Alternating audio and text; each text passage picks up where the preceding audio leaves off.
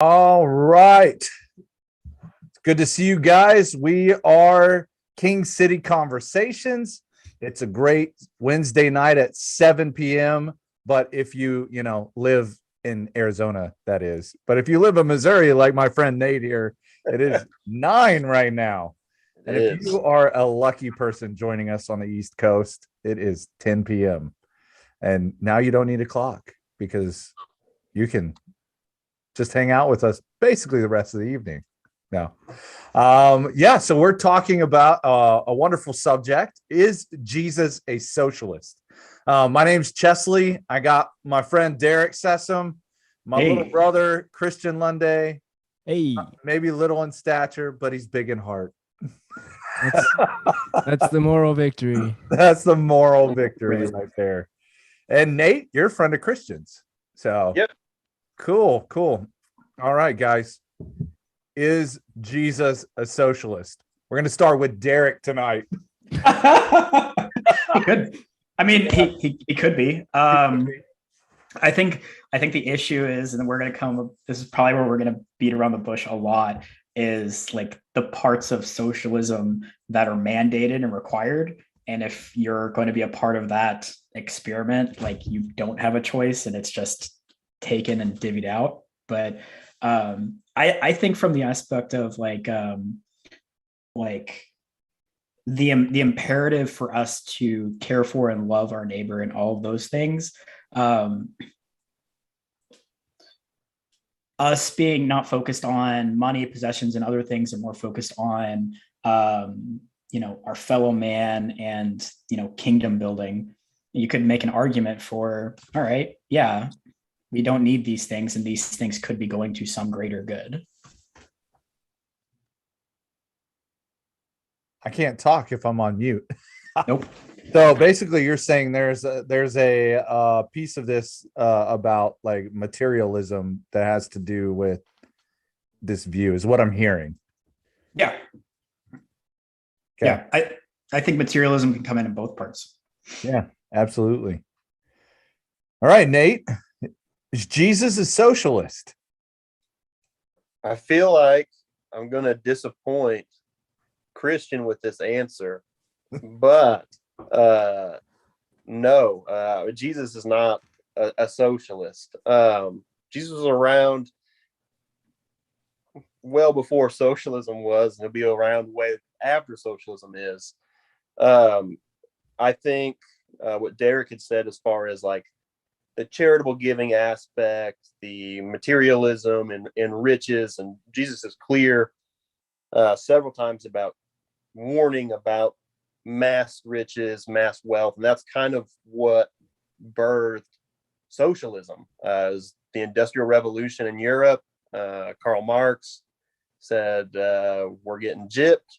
And so that was kind of the birth. And I think you can draw some parallels there, but I don't think Jesus was a socialist. I just don't. I think Jesus was here talking about and preparing for the kingdom to come.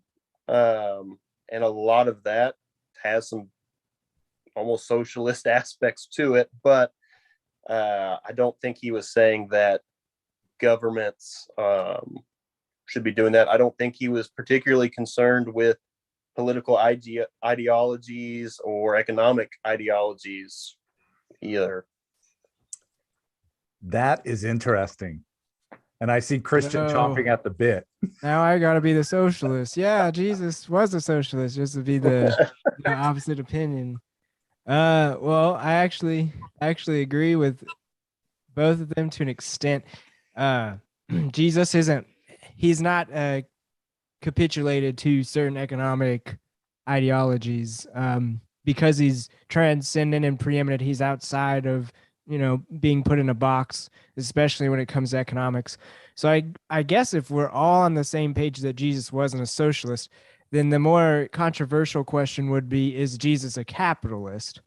And part of answering that is to go back to socialism. Did Jesus want the public ownership of the means of production? No. And in Matthew 20, he tells a parable about some people who he had work in his vineyard, and one he had work all day, and he paid them the same denarius as the people who worked at the ninth hour.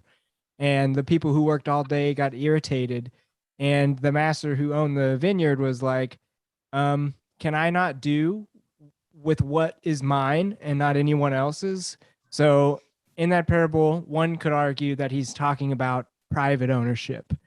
But do I think that I don't think Jesus endorsed full on capitalism, especially with how we kind of describe, businesses exploiting workers.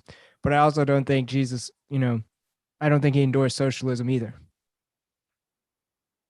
So the interesting piece about this, Nate, you brought up the fact that you don't think Jesus was on a political spectrum or wasn't trying to make a statement about ideology or economics or any of that. Is that correct? Did I hear you correctly? I don't. Yeah, I don't think that was his necessarily what he came here to do. There's definitely political connotations in Israel and where he was during that time, and them being under Roman rule. There's several political aspects to the Jesus story, but I don't think he was overly concerned with what his part was in politics or in like economical ideologies. I think he was just preparing for the kingdom, and I think that's really what his purpose here was and what he was doing. I just don't think there's anywhere really in the Bible where he says to be a socialist. He definitely talks about giving away your riches and the poor and tithing, but I just don't think there's nowhere that I have found where he said that the government of any kind should mandate that. He wanted his followers to do that naturally. Does that happen? Not always. Does that lead some people to lean more socialist? Yes, but I don't think Jesus was into mandating it or thought that a government should do that. He wanted his followers to do that. Okay, so let's go somewhere a little bit probably more controversial for this audience, right? Well, if Jesus wasn't a socialist, and the American evangelical right tends to think that Jesus would be more of a Republican, is that correct?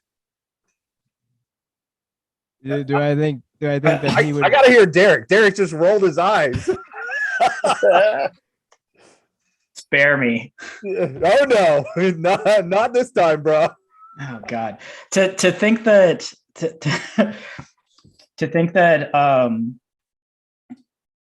the Lord Jesus Christ, who is the King of Kings, to be subjugated to any type of political party, especially an American one, I think would be very laughable.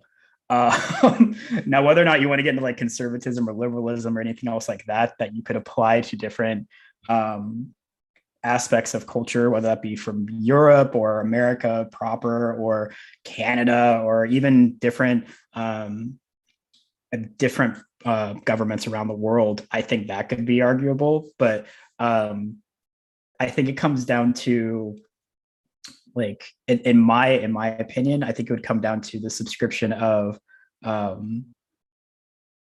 do you draw a line of there being one greater than the other? And what I mean by that is they're a place to where grace and the law butt heads, and I don't think they do. So I think based off of that, knowing the sentimentalities where you start getting into like moral psychology and stuff like that, I think you can suspend both of those and say, no, he wouldn't be a Democrat or Republican.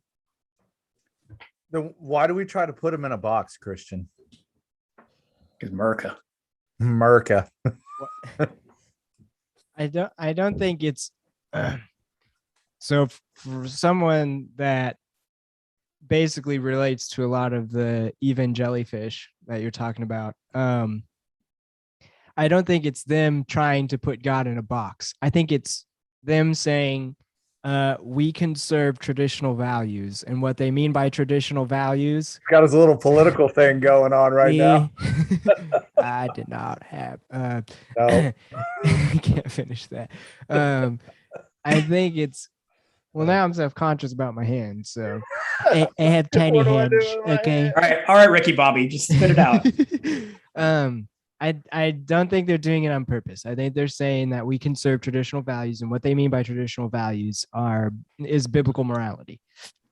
The problem is they turn into legalistic fundamentalists that lack grace and empathy for others whenever they do that. But I do think that their argument is whenever we read the Bible, that they do it in the backwards order. They say Christianity aligns most closely with conservatism over any of the other political ideologies. When if they're going to make that argument, they should be saying conservatism aligns most closely with the Judeo-Christian value system. Yeah, is that true?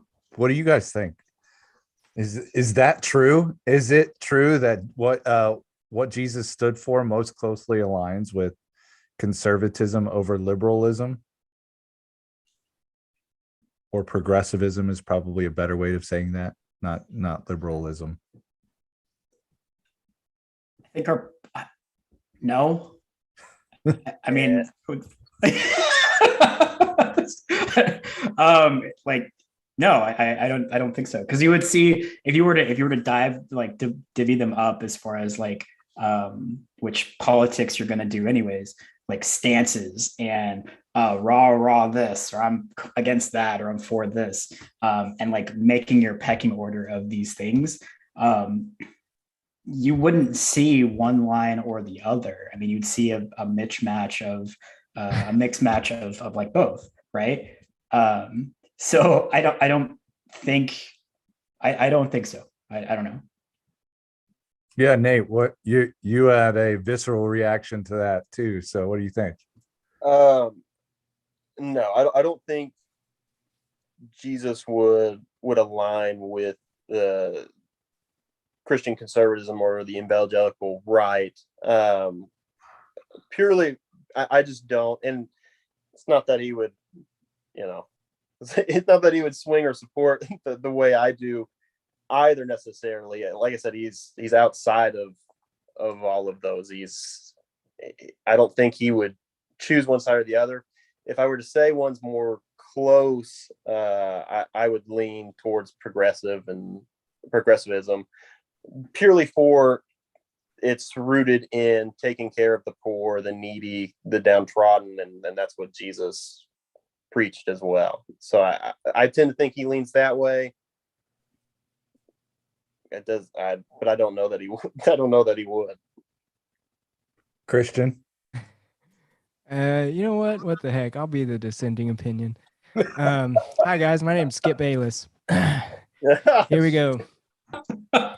Do I think that conservatism most closely aligns with Christianity over any of the other political ideologies? Whenever I kind of break it off. So we've got economically, we've got socially, and then we've got governmental authority. Do I think that Christianity is most closely represented by Christian conservatism when it comes to government authority? Yes, I do. I think when we talk about issues as far as like the death penalty, the government by God has been instituted the right to enact justice. And sometimes that means taking someone's life who's taken other people's lives. So I think, things like the death penalty and the scope of management that the government has is most closely represented in the conservative value system. Economically, I think right now America sort of has a mixed economy. So we've got some sort of public means of ownership of means of production in certain industries, and then we've got a lot of private ownership. I think actually economically, Christianity most aligns with the libertarian idea. And then socially, I think Christianity most aligns with conservatism. So sorry, Nate. I don't think Christianity. I get it. I mean, I get what you're saying. I understand your points. But I think back to, what you said as far as libertarianism and, no real regulation, no real accountability for anything. I mean, what brought working conditions to what they are now was like a progressive movement. It wasn't libertarians just deciding one day we're going to do the right thing. It's not gigantic corporations that are just waking up saying we're going to do the right thing by all of our employees. It required pressure to do those things. So I disagree, but I get what you're saying. Might I just throw in that it wasn't the libertarians that did all that stuff? Well, but The libertarians were the Republican- most disorganized political party I think we've ever seen on the planet. So Because I would never expect them by to rally. definition, they don't like sure, I get that. leave us alone. There was also a gigantic flip in policies and ideals really starting in the 60s between really like Democrats and Republicans. The Southern strategy and going after disenfranchised predominantly white voters in the South that were upset about the civil rights movement. That was the Republicans decided to do that. That was the Democrats' bread and butter. You're right, forever. But it changed then, and really that's when you kind of see Republicans back off on social justice issues, workers' rights issues, and go more conservative. And really, those two parties and platforms flipped, unfortunately. But you are correct. Prior, yes. So here's a tiny bit of pushback here, and maybe it isn't not so much at all. So one of the reasons why I say that conservatism, I guess most out of the three brackets that I mentioned, most closely aligns with Christianity, is because I think conservatism is the only political ideology that recognizes some sense of objective moral values and duties. And so because of that, their justification for it pisses off the other two parties, because they're sitting here saying, hey, these are our moral value system is justified by God and the existence of God, which then turns them into theocrats or theocratic fascists, things of that nature, which the other two parties are like, whoa, that doesn't belong in the government. So I think the conservative party receiving that pushback digs in their heels, and so they lose all sense of empathy and care about their fellow human beings and treating others with the value and dignity that they deserve just by the virtue of them being created by God and endowed with the value of being created by God. And so a lot of that gets lost in the dust that hasn't settled yet. So I mean, I kind of understand what you're saying about progressivism caring more about human beings. But I also think empathy is there's two roads to empathy, and one is just a ghost road. It's not actually a road to anything. It just looks like a road to something. And I think that's usually the empathy that is promulgated by the federal means. So it's not really empathy if the government's doing it, but it is empathy if you personally are doing it, which I think is something you actually mentioned, Nate, about Jesus not wanting the government to force, I guess, in a sense, force empathy on others. He wants his followers to be empathetic themselves, which is something I 100% agree with. But on the other side of things, that's why I think that the conservatism, as far as socially and governmentally more closely aligned with Christianity, is because they acknowledge some sense of objective moral values and duties, and because they do that, they have some sort of objective justification and basis for the rest of their ideology that I don't think libertarianism or liberalism or progressivism has. So I hear a theme coming up, which is coerced social good is no good at all. Correct. Is that what I'm hearing, Nate? I mean, I guess. I mean, coercion of really any kind of government overstep of really any kind as far as making us do anything.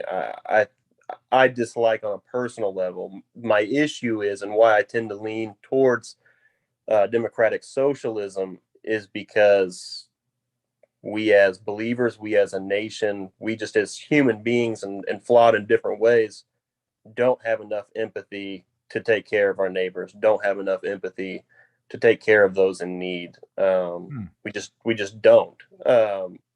So I think if we aren't going to do that ourselves, it isn't going to happen. And the best way for those things to happen and for people to be helped would be through democratic socialism and the expansion of social programs that help a greater net of people.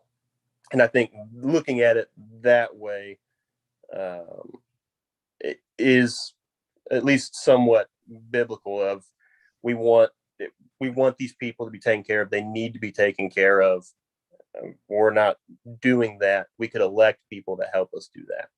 So, so Jesus is not a socialist, but because we suck at our jobs as humans, Jesus would say socialism is probably the best way to deal with the issues of the day. What do you think, Derek? Derek, what do you think, man? I mean, isn't that the easiest way to sum up sanctification, to suck less at life? I mean, like, ultimately, right? So like, and that kind of brings back to the issues. Like, you look throughout the entire Bible, the government structures that existed, or even if you were to look to now, with democratic socialist structures existing in certain parts of the world, I think the problem remains the same.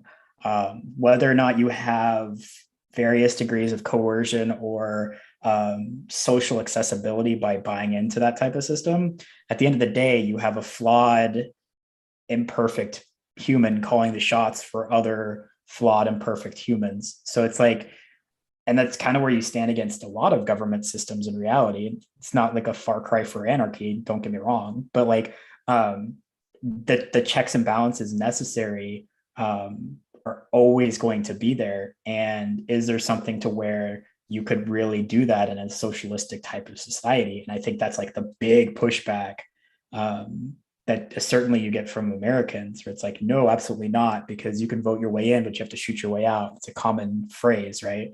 I think a lot of that's carried over from the Cold War, as far as like the Red Scare and all that type of stuff. It's like, okay, anything remotely close to that, we have to burn on a stake, because God forbid.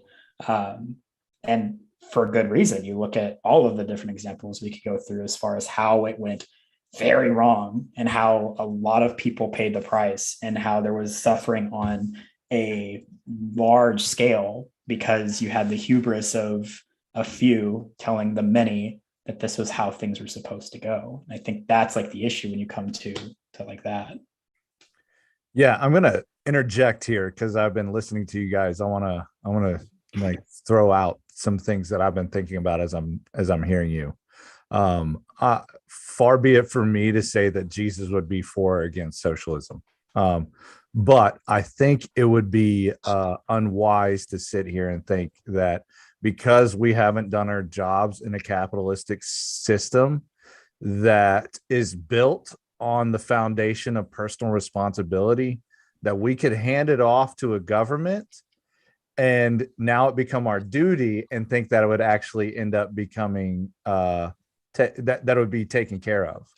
What we've seen throughout history is when you lose the personal responsibility piece, people do it less and less and less and less, because you're like, oh, the government will do it.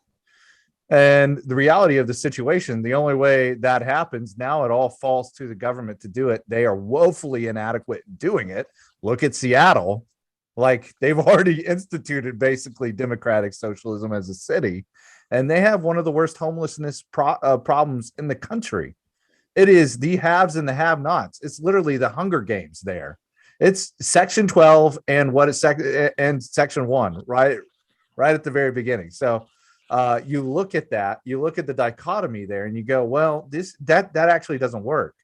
what I would say actually does work, we haven't seen much of since Constantine. And that was the church being who God called us to be in our cities and our communities. Back when they were being persecuted and they were illegal and they were all underground, the Christians would go out to the woods to adopt babies that were basically their version of being aborted. Like they didn't have abortion clinics where you could literally like abort your baby before it was born. They would actually have to give birth, and then they would take it out to the woods to basically to a dump.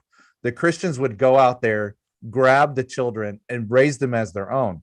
The other piece, there was no social welfare, no social safety net for widows in that society. Women were lower than slaves in that society, and when a man died and left everything else to his family, the family would either take care of the widow or the widow would have nothing. And so when that happened, the church would take care of the widows. So they would, when it says taking care of widows and orphans in their distress, that's what they're talking about. The church as a whole, when they actually did their jobs, was the best at social safety nets and welfare. And the reality of the situation is 67% of all nonprofit social welfare today doesn't happen from the government and doesn't happen from non-government entities. It actually happens from the church in America, even still. And they only get 33% of the nonprofit giving. So 67% of all social safety net programs happens from the church in America, and 33% of all nonprofit giving is given to the 67% that takes care of the overwhelming majority of all the welfare issues. So as much as we want to say that one system would work over the other one, I actually think Jesus cares about both. He cares about personal responsibility, but he cares about non-coerced generosity. And the reality is, I believe that we have a generosity problem in the United States anyway. Part of that is mistrust and fear. But the other part of it is we already have a government that says we'll take care of most of our stuff. So we don't think we need to lend a hand. We got programs for that, you know? And so we go off our merry ways, sipping our flat white, coffees in the middle of Starbucks, thinking we got it made when we actually should be getting off our butt helping. And so I think Jesus coming back into the fold of is Jesus a socialist? I think if we look at Jesus, yes, Jesus is not a socialist. Jesus is not a conservative. Jesus is a king, which means he has a nation that he rules. And as far as Christians should be concerned, not all of them are. They think Jesus come to be the president of the United States or whatever. But the reality of the situation is what we should believe theologically is when Jesus does return to earth, we're not going to heaven. He's coming back down here, and he subjugates all human governments underneath him. So we might have the United States of America, but the reality is we have a king over the United States of America, and we might just have an elected representative to represent the United States in the court of heaven, which is probably in the New Jerusalem, which is definitely on earth at that time, going before the real King of Kings, which is where we actually get that word, King of Kings. He is the king over all the world. And we have an elected official, maybe at that time, going before the real king to answer to him. And so the reality of the situation is we are not going to be a socialist government. We're not going to be a capitalistic government. We're not going to be a progressive or a conservative government, because the reality of the situation is if you are a good Christian person, you do believe that Jesus comes back to rule. And when Jesus comes back to rule, we're a Jesusist economy. We're a Jesusist social safety net system. Like I don't even know what to call it other than maybe Christian, because whatever. At the end of the day, it's his will. Now, what I know about Jesus is he doesn't do leadership through coercion. He does not do that. That is not his character, never has been. He pushes authority lower to the lowest level. we see him having final authority, but what he tells his own rulers is you won't rule like the nations and the kings that do here on earth. You won't lord over them. You won't rule by coercion. You'll rule through love and service. So it'll look very different. And in that space, you have to have personal responsibility. You have to be willing to suffer long. You have to be willing to get beat up and brutalized and tortured. You have to be willing to forgive. You have to be willing to show mercy and true justice. And you have to take that burden upon yourself. And so it's not looking to somebody else saying you should do your job. It's looking to me and saying, what am I going to do? And so I think there's a personal responsibility piece with us moving forward. And I think there's still going to be economics in that system. I don't know. I have no clue, but I would think there's going to be some form of buying and selling or exchanging of talents and materials. However, you're going to see it very differently. What we have here is cronyism, capitalism, and socialism all baked into one. That's the American system for economics. It is not a progressive socialist system. It is not a true capitalistic system, which is about personal responsibility and a Christian ethic. Look at the Federalist Papers, and John Adams and Thomas Jefferson said, if we're going to do capitalism right with the free market system, it is bound by the people to have a good Christian moral ethic. When they lose that, they become cronies, which is exactly what has happened. So I think what we're saying by is Jesus a socialist, we tend to, and I'm monologuing, so I am sorry. I think what we end up doing is we end up saying, well, obviously cronyism and capitalism is wrong, and Jesus doesn't like that.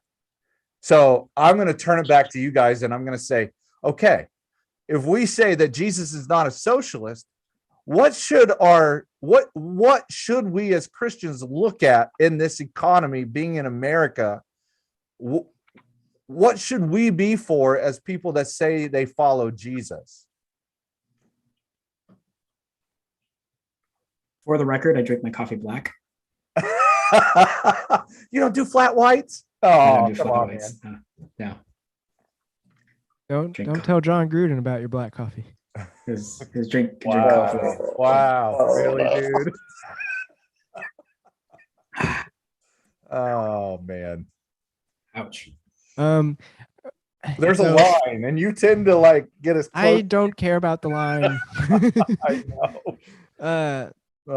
So here's I don't like necessarily the title of socialism, because really the definition is very similar to communism, save a few subgroupings of how they would determine the economy. Really, I think a more correct aspect would be centralized planning of the economy. So if Jesus is King of Kings, and eschatologically, after Jesus returns the second time, and all every enemy is made underneath him as a footstool, and he subjugates, coagulates and then subjugates all nations that currently exist underneath him. But there's still separate nations that exist under the one banner of Jesus.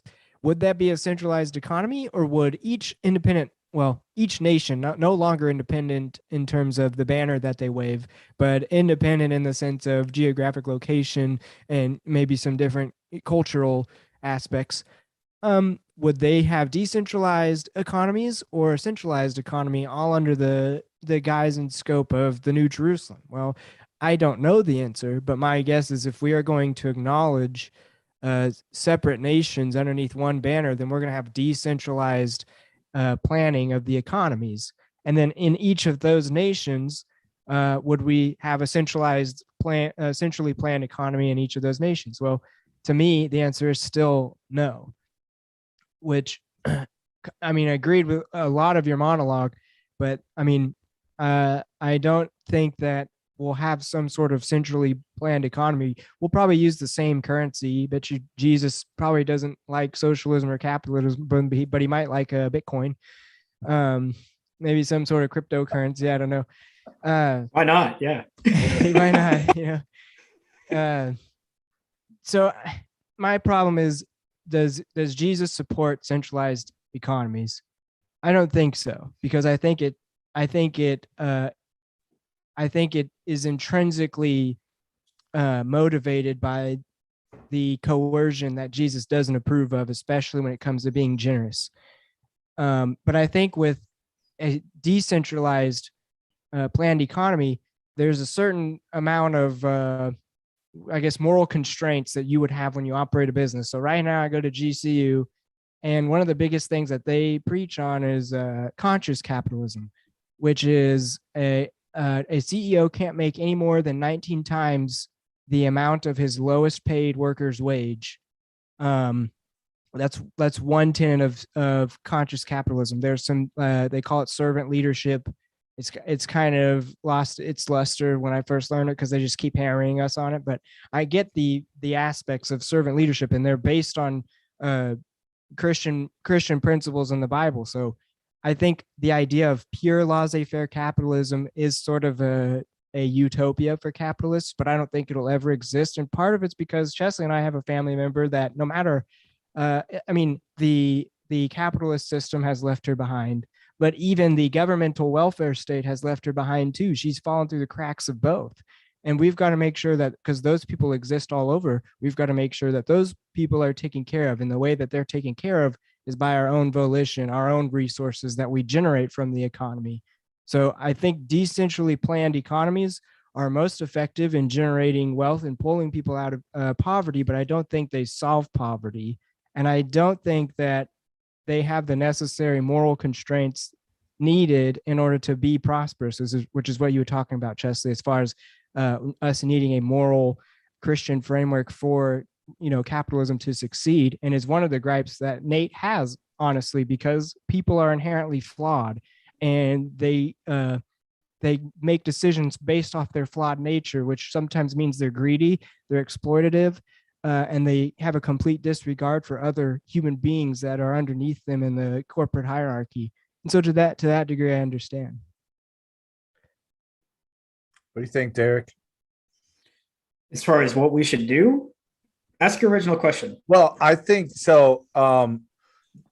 If we're saying that Jesus isn't a socialist, but he's also not progressive or conservative in that regard, how, as people that profess to be Jesus followers, if we're looking, Christian brought up these three subsections of ideology, like governmental structure, economics, and social, like your social ideology. Where should Christians fall in some of those areas?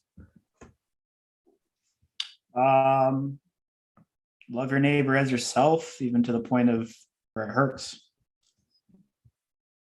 I mean, I think that's the easiest way to approach it. I'm a huge, going back to personal responsibility, like I'm a huge categorical imperative type of guy that plays like hand in hand with that, as far as like, all right, if you're a part of this system, if you subscribe to this thing, you have a responsibility to propagate it, to lift it up, to support it as a member of that. You can go to citizenship, you can go to a lot of different aspects of it's like, okay, how are you contributing? What are you doing? So that you're not being like a burden to that system, right? I think it's something where that kind of leans a lot more towards like the socialistic type of stance, right? Where it's like, what is the phrase, and like where it's the means, I can't remember it, but it's a Karl Marx quote that I can never remember, but you hear it all the time. Seizing the means of production? No. It's okay. It's from each according to their needs, and there it is. Each according to their, I can't remember the whole quote. Let me find it, because I know what you're talking about. Yeah, it's something where it's like from each according to their means, to each according to their needs, something like that. From each according to his ability, to each according to his needs. Yep. Yeah. and it kind of falls in line with that thing. The only issue is like, okay, well, who's dictating that? Right. It's the coercion argument, right? Right. It's a coercion argument versus, all right, you taking your personal responsibility and adhering to, okay, the aspects of self-sacrifice, the aspects of living a life like Jesus in line with him, where he's saying it's like, love others as I've loved you first. Well, he died for us. So that should paint a pretty good picture as far as where one's sacrifice should go to if necessary, to walk 2 miles when they only ask for one, to give your cloak if you're asked, all of those other things. So I think it's like, it's a both and, like, you need to be able to say, yeah, no, these are things that I'm willing to do. And I think there isn't anything wrong with having some form of accountability to that too. It's where it's like the idea of like a commune. So it's like within a small net group, within a community that knows and loves and supports each other, these types of systems, sure, I think they could be very effective.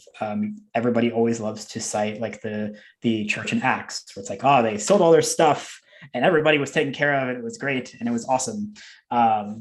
Okay, fine, but they also were intimate with each other. You didn't have somebody with a jackboot kicking down your door saying, you need to love your neighbor today. Did you do that? If not, we're going to force you to do that, with probably smiley faces on their helmets or something. Be Christian, be that guy though, right? Yeah. Yeah, that would definitely be Christian. Right, yeah. It's like I picture like a Ned Flanders voice too. Like, how do we really? Ned. Yeah. Like a 1984 version of Ned Flanders with the Bible. Yeah. Oh yeah. Oh yeah. Yeah. I think that would fit pretty well. But I think it's the issue as of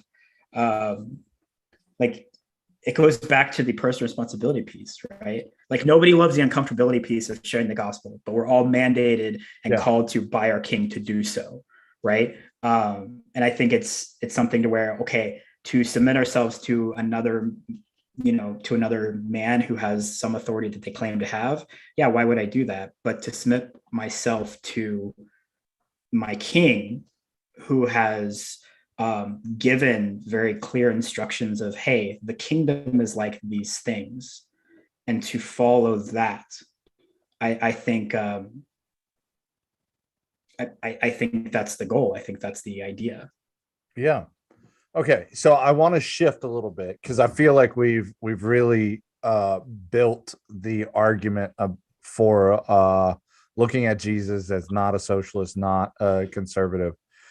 What I want to do the last few minutes that we have is I want to shift the conversation to, why the heck do people have such a problem with other Christians who think or vote differently than they do? Because they're wrong. Well, I get that, but why is this an issue? So, like, Nate, obviously, I know you're probably more on the ideological left, where Christian is on the ideological right, and I'm somewhere up above that in the libertarianism space. But but so often I've been in churches that are like, they almost have a political identity, and many times people on the left just they're not at home in that space. They're not psychologically safe. Why do you feel like this is such an issue for American churches?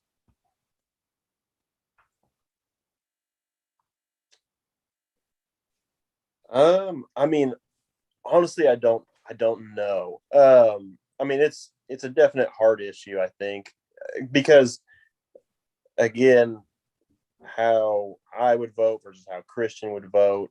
I mean, for me, politics exists outside of my faith. I really don't particularly think that the two should intertwine at all anyway. So for me, like, I've never understood or got how a particular Christian votes should matter. It definitely impacts churches, and you're right. I mean, I'm in the Bible Belt of Missouri, the conservative capital of the Midwest. through here. Yes. So I mean, I get what you're saying, but it's never made sense to me, and I don't know what the direct cause is, but it's pretty stupid. It's pretty silly, but it's there, and I don't really know why. Yeah, Christian, what do you think?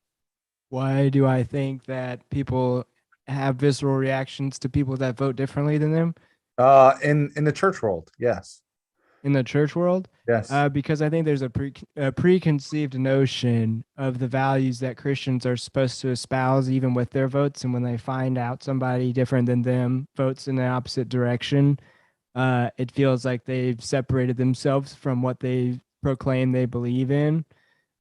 And I think people are fearful of that because I think people assume that others don't fully think through their opinions about the people that they're voting for. And on one side of the aisle might feel that the representatives that the people on the other side of the aisle are voting for will lead them down a path to tyranny and, regulation of how people worship, or even the complete, objective removal of how people will worship. And I think that's why. All I know is that we in America love to vote in the Antichrist every election. That's all I know. Probably more than any other country in the world, we love the Antichrist being in the office. It doesn't That's matter which because office, which party it is. that's because the majority of Christians are dispensational premillennialists. I guess the majority of the conservative right are dispensational Oh, I'm saying if premillennialists. somebody like Trump gets into office, then non-Jesus following liberals also think we voted in the Antichrist. But Yeah, Christian, I think to go to your point, it's where you kind of get in the argument of it's like, okay, how apocalyptic happy are we? How much are we trying to rein in the destruction of things so that Jesus will finally come back? Right. Well, if we vote for this for years. The point is, the point is though, screw it. Because it's inevitable, whether you're trying to prevent it, you preventing it will just make it happen. It's not going to deter it from happening or prolong it from happening. And then you trying to speed it up isn't going to make it go any faster. It's already been determined when it will happen and how it will happen. And I think people that are trying to either slow it down or speed it up are just wasting their time. But I think the majority of people have a disgusting reaction to other Christians who vote in the opposite way is because they have a different perception of the Christian value system. yeah, And go ahead. I think that's why some people. So I'll just throw out an example. For instance, for someone who voted, for the Democrats, you've got one side of the aisle we're disgusted by that. How could you vote for someone who supports abortion? Whereas that person that voted for, let's say, just voted for Joe Biden, it's like, well, I don't support abortion. I just don't think that the government should be able to determine if someone can get one or not. Whereas the right side of the aisle is like, it doesn't matter at that point. This is an objective moral value. We're supporting a little human being's life and giving them the same rights constitutionally as the woman who has them. So it's not necessarily, even though a conservative might see a Christian liberal supporting abortion, in the Christian liberals' mind, they're not supporting abortion. They're just, in their mind, they're constraining the government and the government's authority to limit choice. And so because they get, we talk past each other because we're all just pissed off all the time. We don't actually acknowledge, we just argue straw man all the time. We don't actually acknowledge the real motivations of the other side. Yeah, I have a hard time, Nate, thinking through the idea of separating my theological belief system and worldview with my political ideology. That, to me, when I go to the ballot box, I literally am voting for the person that I think is the most aligned with my value system to run the country. Now, albeit when I say most aligned we're talking, for the, recent past, it's been like 5% versus 7%. We're not talking 95 to 98% aligned with my personal value system. Yeah, he's not But saying then Trump is like 99.9% I'm aligned having with his to- values. I'm having to discern, based off of my value system and what I believe is right and wrong, to make what I feel would be the best decision for our country moving forward.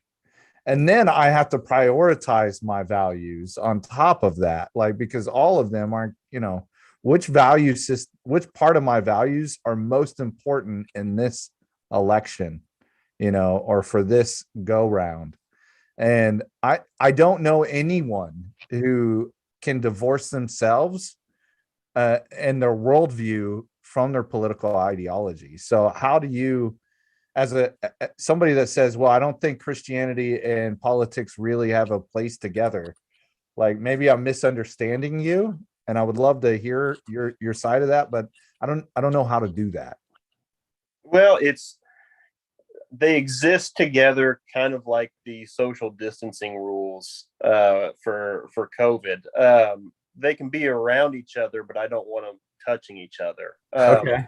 And the reason why I say that is, I mean, you can look historically when church has aligned with the state or with governments, it's led to enormous atrocities.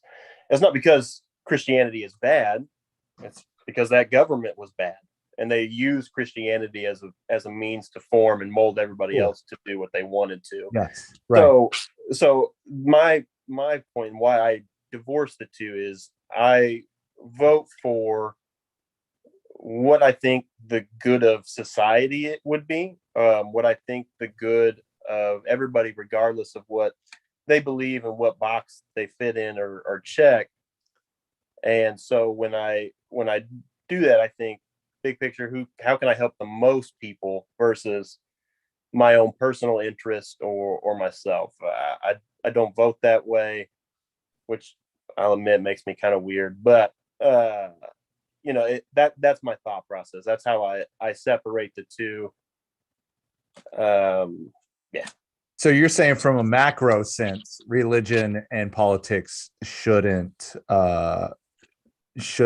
mix, not from a micro, because you're going into the ballot box going, I think this is the best trajectory for the country if we go this direction. And I'm basing that based off of all my experience and all of my worldview and what I have as far as value system. Like, I'm seeing that this is the route we should go. So what I'm hearing, if I'm hearing correctly, it's not that we shouldn't take our worldview and let that influence our choices at the ballot box. You're saying, from a macro perspective, government and politics, or government and religion, shouldn't do this. Is that correct? Yeah. Okay. Correct. Yeah. Cool. Well, we have about 7 minutes left. And so I would love to hear final arguments on, obviously we've been all over the place. We started with, is Jesus a socialist? We pretty much answered that question within the first 5 minutes.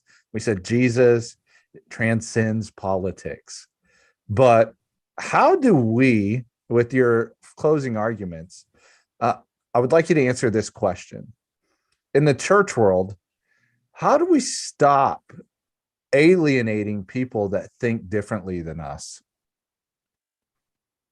Derek, why don't you go first, man? Understanding and listening. I don't know. It's the whole idea of unity, not uniformity, right? Even to a national level of being a respectable citizen, it comes down to the space of, it's okay, people are going to approach problems from different perspectives, and that's not a bad thing.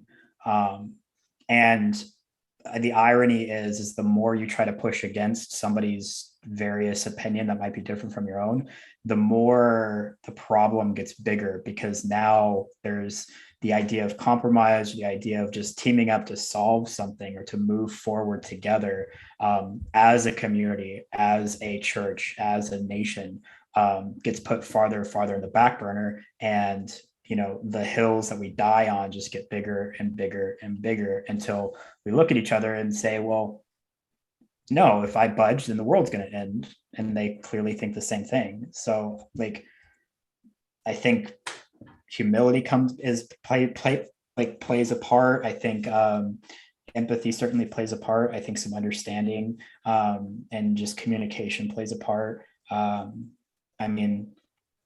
Just all that. I think Paul said it best as far as how he was approaching the churches. Yeah. You're muted. Christian, what do you think, man?